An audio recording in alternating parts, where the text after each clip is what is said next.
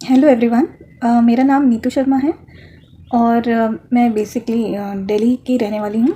मैं अपनी IVF journey आप लोगों के साथ शेयर करना चाहती हूँ और अभी भी वो चल ही रही है। मतलब अ, अभी मेरा जो करंट फेस है वो है कि जो मेरा रिज़ल्ट आया था वो पॉजिटिव आया था, बट मेरा अभी फर्स्ट स्कैन अभी होना बाकी है। उससे पहले इतनी सारी टेंशन आ चुकी है, वो मैं आपको बताऊंगी बाद में। पहले तो मैं अपना पूरा प्रोसेस डिस्क्राइब करना चाहती हूँ। मैंने 31 दिसंबर को मैं 2022 को मतलब फाइनली मैं डॉक्टर के पास गई।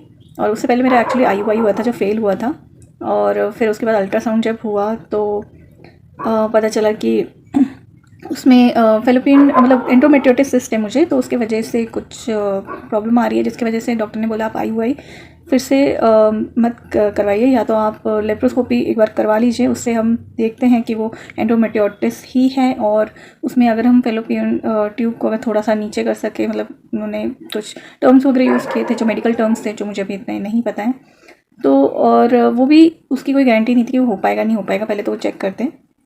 तो और फिर उन्होंने कहा था, लेकिन मैंने जब सोचा कि वैसे तो मतलब इतना बहुत टाइम नहीं, बट हाँ 4 साल हो गए थे शादी को, और फिर हम ज़्यादा डिले भी नहीं करना चाहते थे, और उसके बाद भी कोई गारंटी नहीं थी कि लेप्रोस्कोपी करवाने के बाद भी IUI सक्सेसफुल होता है या नहीं होता। और फिर मैंने थोड़ा रिसर्च भी किया तो पता चला कि जिनको एंडोमेट्रियोटिस सिस्ट है, ठीक है, उनको ज़्यादातर मतलब IVF की तरफ ही जाते हैं वो लोग, क्योंकि या तो एंडोमेट्रियोटिस सिस्ट में कोई प्रॉब्लम होती नहीं है, मतलब या तो उनके उसके बाद भी बच्चे हो जाते हैं, पर जिनको प्रॉब्लम आती है फिर वो हमेशा ही रहती है। और इतना टाइम नहीं था कि मैं कुछ उसका लंबे टाइम तक इलाज करवाऊँ। हम बहुत ज़्यादा डिले नहीं करना चाहते थे कि एक सर्टेन एज तक बच्चे होने चाहिए। 31 दिसंबर को मैं डॉक्टर के पास गई थी, जब मैंने फाइनली डिसाइड कर लिया था कि मुझे IVF ही करवाना है। 31 दिसंबर को ही मेरे सारे टेस्ट वगैरह हो गए थे।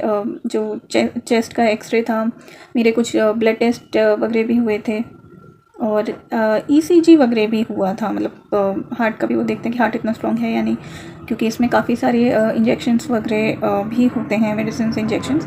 तो वो इंजेक्शन थोड़े स्ट्रॉन्ग होते हैं, स्पेशली एग रिट्रीवल से पहले और फिर एग रिट्रीवल के टाइम पे एनेस्थीसिया वगैरह, तो वो सब उसके लिए हार्ट थोड़ा मतलब सही होना चाहिए। तो ऐसे तो कोई दिक्कत मेरे उसमें नहीं थी, और सब कुछ नॉर्मल ही था रिपोर्ट में। और उसके बाद उन्होंने मुझे कॉन्ट्रासेप्टिव पिल्स वगैरह दी थी। आई थिंक वो जो मेंस्ट्रुएशन साइकिल होता है उसको रेगुलेट करने के लिए हर किसी को दी जाती है।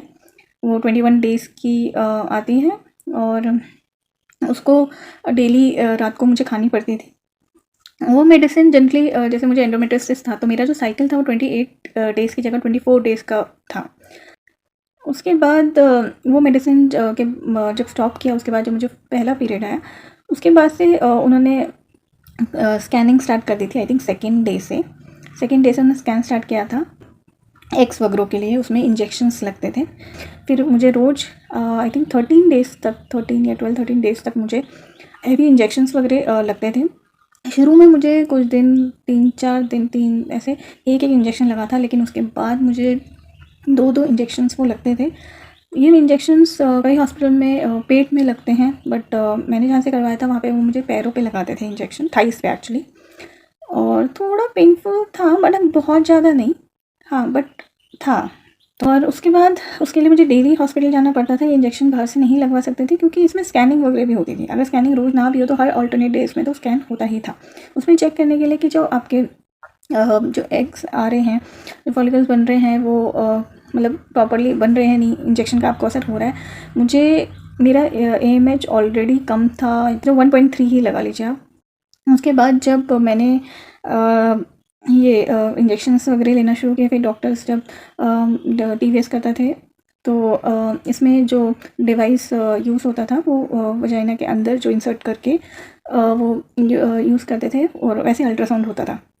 तो इसमें भी हल्का मुझे पेन होता था, ठीक है, क्योंकि कभी कभी वो उसको रोटेट कर देते थे तो थोड़ा थोड़ा होता था, ठीक है, लेकिन डीप ब्रीथिंग करने को डॉक्टर कहते थे, तो उससे काफ़ी रिलैक्स मिलता था। इसके बाद वो चेक करते थे कि लेफ़्ट साइड कितने आए, राइट साइड फॉलिकल्स कितने बने हैं, करके ऐसे करके काफ़ी टाइम तक मतलब इतने दिन वो चलता रहा, और इंजेक्शंस वगैरह लगते गए। रोज़ मैं हॉस्पिटल जाती थी, जो कि मेरे घर से 20-25 मिनट्स लग जाते थे जाने में, ट्रैफिक या जो सब मिला के। मुझे इन इंजेक्शन का जो साइड इफ़ेक्ट रहा था वो ये रहा था कि मुझे हेडेक बहुत होता था। जैसे जैसे इंजेक्शंस वगैरह लगते गए, मेरे 14-13 डेज़ ऐसे पूरे हुए। उसके बाद लास्ट में मुझे इंजेक्शन नहीं लगा था, मुझे बोला था कि आपको 2 दिन घर पे बेड रेस्ट, 3 दिन एक्चुअली बेड रेस्ट किया था मैंने, क्योंकि और जो फॉलिकल्स थे, जो एग्स थे, वो इसमें उनको मैच्योर करते हैं तो उनका साइज़ भी काफ़ी बढ़ जाता है। इसकी वजह से वो पेट में थोड़ा बहुत दर्द भी होता है। फिर उसके बाद उस टाइम पे 3-4 दिन प्रोटीन डाइट बहुत बढ़ा दी थी उन्होंने। हमें प्रोटीन एक्स पाउडर दिया था हॉस्पिटल में, और बोला था कि ये आपको दिन में 3 बार दूध के साथ लेना है। इनफैक्ट बोला था कच्चा पनीर खा सको। और फिर उसके बाद मुझे बोला था हॉस्पिटल आने के लिए। हॉस्पिटल जब मैं गई तो फिर मतलब बहुत अर्ली मॉर्निंग बुला लिया था। अगर देखा जाए तो बहुत ही फ़नी लगा मुझे, क्योंकि उसमें जैसे ही हम वेटिंग रूम में होते हैं, पहले हमें वहाँ रखा जाता है। फिर उसके बाद वेटिंग रूम से जब हम एक्चुअल ओटी में जाते हैं तो वहाँ पे एक एनेस्थेटिक डॉक्टर होता है, नर्सेस होती है। मेरी जो डॉक्टर थी जिनसे मेरा आईवीएफ चल रहा था वो भी थी वहाँ पे, और भी कोई था तो मुझे ऐसे एक बार और भी कोई लोग थे, मुझे ऐसे नहीं पता क्योंकि सबने मास्क वगैरह पहना था। मुझे लास्ट ये याद है कि उन्होंने मेरा नाम पूछा था, और उन्होंने जैसे ही वो एनेस्थीसिया का इंजेक्शन मुझे लगाया, मैं सीलिंग की तरफ देख रही थी और ऐसा लग रहा था अचानक सीलिंग चलने लगी, और बस मुझे वो लास्ट वो सीन याद है। उसके बाद जैसे ही मेरी नींद खुली, मैं जो वेटिंग रूम वो था ऐसा कि जिनका या तो एग रिट्रीवल होने वाला है, और एग रिट्रीवल के बाद क्योंकि हमें मॉनिटर करते हैं वो कि हमारी हार्ट रेट ठीक है, हम कोई साइड इफ़ेक्ट्स तो नहीं हो रहे, इससे पहले कि हमें रूम में शिफ्ट कर दें।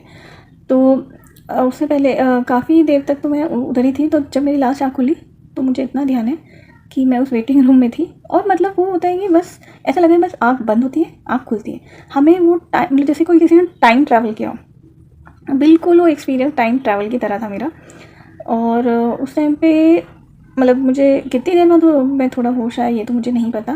बीच बीच में जैसे मुझे जब फर्स्ट टाइम होश आया था तो वो एक बार चेक करते हैं कि हाँ भाई आप उठ गए हो। उसके बाद भी बार बार नींद आ रही होती है, बार बार मतलब ऐसे ही होता है, या हल्के होश भी होता है, नहीं भी होता है, कुछ समझ नहीं आ रहा होता है। काफ़ी टाइम बस थोड़ी स्टेबल हो गई तो फिर उन्होंने मुझे स्ट्रेचर पे फिर ले जाके, फिर जो मेरा जो रूम था जब मेरे हस्बैंड थे, मुझे वहाँ पे भेज दिया गया। मीनवाइल हाँ, हस्बैंड्स का भी वो जो सीमेंट वगैरह हैं वो कलेक्ट कर लेते हैं, ताकि जैसे ही जो एग्स वगैरह जो रिट्रीव होते हैं उसके साथ वो उसको फर्टिलाइज़ कर सके लैब में।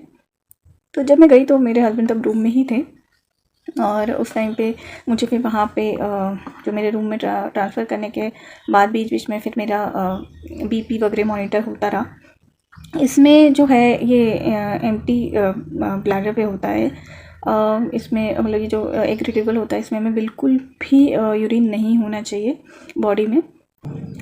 और उसके बाद फिर जब मुझे रूम में ट्रांसफ़र किया, उसके बाद मैं पता नहीं कब तक, तो मैं कभी सो रही हूँ, बीच में आँख खुल रही है जब वो चेक करने आ रहे हैं मुझे, उसके बाद मैं फिर से सो जा रही हूँ। मुझे अराउंड आई थिंक मैं थोड़ा ठीक ठाक 5 o'clock हुई थी, जबकि हम हॉस्पिटल कुछ 8 o'clock पहुँच गए थे। जब मुझे डिस्चार्ज किया गया मुझे अराउंड 7 या 7:30 ऐसे डिस्चार्ज मिला। तो मुझे स्ट्रेचर पे ही स्ट्रेचर पे मतलब सॉरी व्हील चेयर पे लेके गए नीचे तक। और उसके बाद गाड़ी में भी जैसे था कि जो नर्स थी उसने गाड़ी का दरवाज़ा खोल के मुझे गाड़ी में बिठाया। लेकिन गाड़ी के मूवमेंट की वजह से शायद जैसे ही मैं घर पहुंची मुझे वॉमिटिंग आ गई थी। मतलब मैं गई वॉशरूम गई और मैंने वॉमिटिंग कर दी थी, क्योंकि मैं क्या था वो गाड़ी का मूवमेंट होता है और हमारा जो कंडीशन उस टाइम होता है उसकी वजह से। लेकिन हाँ, उससे पहले मुझे ऐसे कोई दिक्कत नहीं हुई थी। और उसके बाद मुझे बिल्कुल भी ऐसा नहीं लगा कि मुझे नींद आ रही है या कुछ ऐसे कुछ है।